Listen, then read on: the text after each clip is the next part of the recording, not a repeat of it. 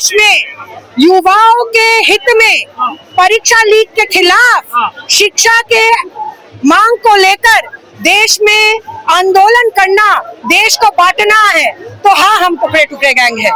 अगर देश के किसानों ने ठान ली है कि देश का अनाज बाहर अमेरिका के बाजारों में नहीं बिकेगा, हमारे देश के लोगों के लिए जाएगा, तो वो अगर देश को बांटना है तो हाँ, हम टुकड़े टुकड़े गैंग। किसानों को भी पैरासाइट कहा, मजदूरों को पैरासाइट कहा, आज छात्रों को पैरासाइट कह रहे हैं। देखिए, हमें तो भविष्य आंदोलन का ऐसा दिखता है कि एक इंसान को हटाओगे, 1000 इंसान खड़ा होगा।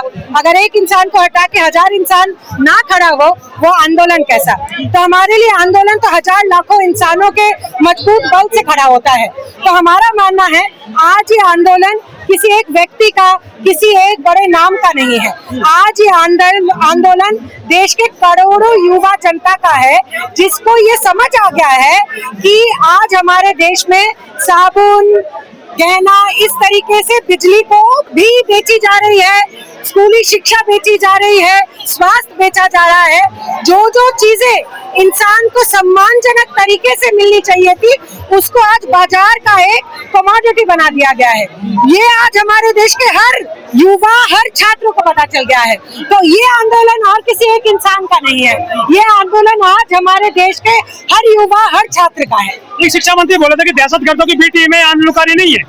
दहशतगर्दों की बी टीम अगर इतनी बड़ी है, तो उस बी टीम से इनको लड़ना और इनको डरना चाहिए। इस बी टीम के नाम पे मीडिया पे अफवाह फैलाने से नहीं होगा। अगर बी टीम आपको इतनी बड़ी दिखे तो वो भी हमें सीरियसली ही ले रहे हैं, बस मीडिया में अफवाह फैला रहे हैं। आज हमारे देश के हर छात्र युवा को ये समझ में आ गया है कि जितना भी मीडिया बाइट दे ले कि हमारे देश का डिविडेंड युवा है, मगर इस युवा को वो 8वीं में ड्रॉप आउट करने से बाध्य करता है। उस युवा को वो चाहता है कि वो 6ठी या 7वीं से ज्यादा पढ़ाई ना करे। जिस युवा के माँ बाप के पास पैसा नहीं है, वो युवा पढ़ाई ना करे। ऐसे देश के लिए हमारी जनता ने इतने सालों पहले आजादी की लड़ाई नहीं लड़ी थी। आजादी की लड़ाई लड़ी गई थी कि हमारे देश का युवा, हमारे देश का मजदूर सम्मानजनक तरीके से इस देश में जी पाए। आज फिर से हमारे देश की जो युवा है, आज फिर से हमारे देश की जो जनता है, वो फिर से उसी लड़ाई पे उतर आई है कि हमारे देश में राज चलेगा तो छात्रों का राज चलेगा, युवा का राज चलेगा, किसान का राज चलेगा, मजदूर का राज चलेगा। यहाँ से हम बोल देना चाहते हैं, ये पहली आंदोलन नहीं है। आज से 1.5 साल पहले भी बॉर्डर में जब किसान लाखों की संख्या में अड़ गए थे, तब भी सरकार को झुकना पड़ा था। तो तब भी उन्होंने कहा था ये बी टीम है, तब भी कहा था ये कीड़े मकोड़े हैं, तब भी कहा था ये पैरासाइट है। आज फिर से जब लाखों की संख्या में जनता जुटी है, तब भी कह रहे वो पैरासाइट है। किसानों को भी पैरासाइट कहा, मजदूरों को पैरासाइट कहा, आज छात्रों को पैरासाइट कह रहे हैं। मगर यही पैरासाइट है जो उनको हर बार हर आंदोलन में झुकाई है। किसान आंदोलन में उनको झुकाया गया था, उनको याद होगा, और आज फिर से छात्र युवा आंदोलन खड़ा होगा और इस आंदोलन के सामने सरकार को झुकना पड़ेगा। लेकिन किसान भी तो मारे गए थे 750 करीब, वैसे ना झुकते हैं ये। और क्या, शहादत देने के लिए हमेशा देश का युवा, देश का किसान, देश का मजदूर तैयार है। आजादी ब्रिटिश के अगेंस्ट जब हमें ये थोड़ी ना, ये तो राष्ट्रवादी लोग है ना, ये राष्ट्रवादी है। मगर क्या देश के शिक्षा को बेचना राष्ट्रवाद है? क्या देश के स्वास्थ्य को बेचना राष्ट्रवाद है? क्या करोड़ों के भाव में पेपर लीक करना राष्ट्रवाद है? क्या आज हमारे देश में एक सरकारी अस्पताल में चले जाइए तो एक बेड का दाम लाखों के रुपए में है? क्या ये राष्ट्रवाद है? अगर ये राष्ट्रवाद है तो डिक्शनरी में जाकर राष्ट्रवाद का डेफिनेशन बदलना पड़ेगा। ये तो चौकीदार है, प्रधान सेवक है मोदी जी, कह रहे हैं मजबूत कर रहे हैं देश को, और जो युवा है वो उनके साथ है। हर हर मोदी, घर घर मोदी नारा दिया जाता है।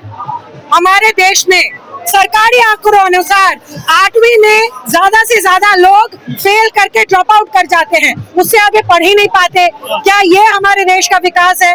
क्या ये हमारे देश का विकास है कि आज जिस एग्जाम के लिए 2-2, 3-3 साल की पढ़ाई करनी पड़ती है, 24 घंटे में लोग 18-18, 19-19 घंटे तैयारी कर रहे हैं, उस एग्जाम का पेपर लाखों रुपए में बिक रहा है? क्या ये विकास है? अगर ये विकास है तो मैं फिर से कहूंगी, विकास शब्द का डिक्शनरी में जो अर्थ है उसको बदलना पड़ेगा। हर हर मोदी हम तब बोलेंगे जब हमारे देश में आजादी के जो उद्देश्य थे वो पूरा होगा। और ये देश किसी मोदी से, किसी योगी से, किसी अंबानी से, किसी अदानी से नहीं चलता।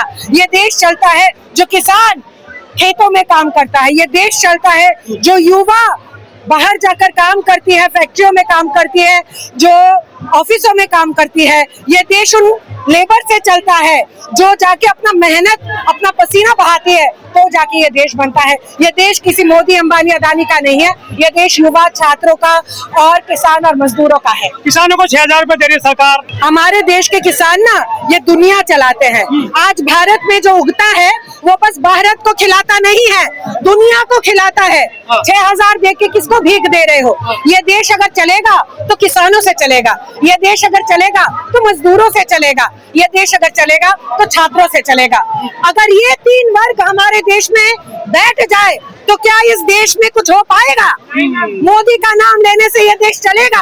हमारे देश में अगर कारखानों में आज आंदोलन हो, हमारे देश में अगर आज छात्र युवा बैठ जाए सड़कों पर, हमारे देश में अगर किसान बैठ जाए, एक दिन की खाना भी मोदी को नसीब नहीं होगा अगर किसान सरकार नई एजुकेशन पॉलिसी लेकर के आई है, एनईपी लेकर के आई है और नए जो है श्रम कानून भी ले आई है। सबको सेटिस्फाइड कर रही है ये सरकार। नए एनईपी में लिखा हुआ है कि जैसे हर चीज बाजारू हो सकती है, उसी तरह शिक्षा को भी आप बाजारू बना दो। ये है हमारा नया एनईपी जो किसानों के लिए नया कृषि कानून लाया गया था। उसमें बोला गया था जो विश्व बैंक है और जो WTO है वहाँ पे जाके हम अपने अनाज को बेच देंगे। अनाज जब बेचने का वादा करके आया था मोदी सरकार, किसानों ने की हड़ताल। हमारे देश में जब एनईपी लागू करने की कोशिश वो कर रहे हैं कि आप और कोई छात्र नहीं है, विद्यार्थी नहीं है, बाजार में जैसे टमाटर, काजल, लिपस्टिक, शैम्पू खरीदते हैं, एक विद्यार्थी को भी अपनी पढ़ाई उसी तरीके से खरीदनी पड़ेगी। किसान सड़कों पे उतरे थे और कृषि कानून वापस हुआ था। हमारा देश का जब छात्र युवा सड़कों पे उतरेगा तो एनईपी भी वापस होगा। लेकिन मीडिया जो मेन स्ट्रीम मीडिया है, हम वाले नहीं, वो बदनाम करिए इस आंदोलन को। मीडिया किसके पैसे से चलती है? मीडिया जिसके पैसे से चलती है उसका ही उसकी ईमानदारी, वो वफादारी निभा रहा है। मगर मैं मीडिया वालों से भी बोल दूं, आप जिसके पैसे से चलते हैं ना, उसका भी मुनाफा मजदूरों के श्रम से ही होता है। अगर आज मीडिया अंबानी के पैसों से चल रही है, मीडिया वालों को भी याद रखना चाहिए, अंबानी भी कुछ नहीं कर पाएगा अगर उसके तेल के कारखानों में मजदूर काम नहीं करेगा। मजदूर जिस दिन हड़ताल पे चला जाएगा, अंबानी के पास एक फूटी कौड़ी नहीं बचेगी मीडिया को खरीदने के लिए। अब तो मीडिया वाले अपना पक्ष चुन ले। अभिजीत जी खुद बैठ गए हैं भूख हड़ताल पर, 20 तारीख को कॉल दे दी है, संसद मार्च करने के लिए जाओगे, क्या आसान है तरीका? देखिए, कोई भी आंदोलन का तरीका आसान नहीं था। जब किसानों ने हमारे देश में आंदोलन किया था तो वो 1.5 साल बैठे थे। 700 किसानों ने अपनी जान गंवाई है, शहादत दी है। हमारे देश में जब भी लेबर का मूवमेंट हुआ है, आज भी हमारे नोएडा के जेलों में, गुड़गांव के जेलों में हमारे मजदूरों को बिना बेल के रख दिया गया है। तो छात्र युवा भी ये परीक्षा देने के लिए राजी है कि अगर हमारे परीक्षाओं के पेपर को लीक किया जाएगा तो हम आंदोलन की परीक्षा को देंगे। देखिए ये सरकार तो मजबूत हो गई है, 2047 तक रहेगी। सब उनको वोट दे रहे हैं, चड्ढा भी जा रहे हैं, हर वजन भी जा रहे हैं भाजपा में। उनका कुनबा बहुत बड़ा हो गया है, भाजपा में देश कर दिया उन्होंने। अगर कुनबा इतना बड़ा हो गया है और अपने ऊपर इतना विश्वास है तो एक मजदूर आंदोलन से वो डरता क्यों है? क्यों सारे मजदूर जब एक दिन का भी आंदोलन करते हैं, सरकार के मन में इतना डर लग जाता है कि उनको जेल में भेज देते हैं। पूरा गैंग बताया आपको उन्होंने। अगर देश में युवाओं के हित में परीक्षा लीक के खिलाफ शिक्षा के मांग को लेकर देश में आंदोलन करना, देश को बांटना है, तो हाँ, हम टुकड़े टुकड़े गैंग है। अगर देश के किसानों ने ठान ली है कि देश का अनाज बाहर अमेरिका के बाजारों में नहीं बिकेगा, हमारे देश के लोगों के लिए जाएगा, तो वो अगर देश को बांटना है तो हाँ, हम टुकड़े टुकड़े गैंग है। हिंदू मुस्लिम की कार्ड क्या है आपके पास में? वोट तो सीधे मिलता है, एजुकेशन, नौकरी, नीट, ये तो मुद्दे होते ही नहीं है चुनाव के दौरान।